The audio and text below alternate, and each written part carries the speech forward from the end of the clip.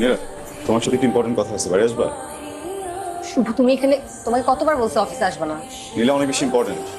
দেখতেছো তুমি বারবার এরকম করে অফিসে আসতে কিভাবে হবে? তাহলে ট্রাই করতেছো কেন? তোমার সমস্যাটা আমি বুঝতে পারতেছিলাম। তুমি সবার সামনে এইভাবে হাত ধরে টেনে নিয়ে আসলে কেন আমাকে অফিস থেকে?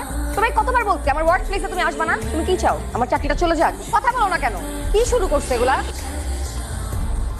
দেখো, এই কি হইছে? তুমি তো এরকম করো না, কি হয়েছে বলো আমাকে। তোমার কি আমার সাথে থেকে সাফোকেশন হচ্ছে? একা থাকতে চাও?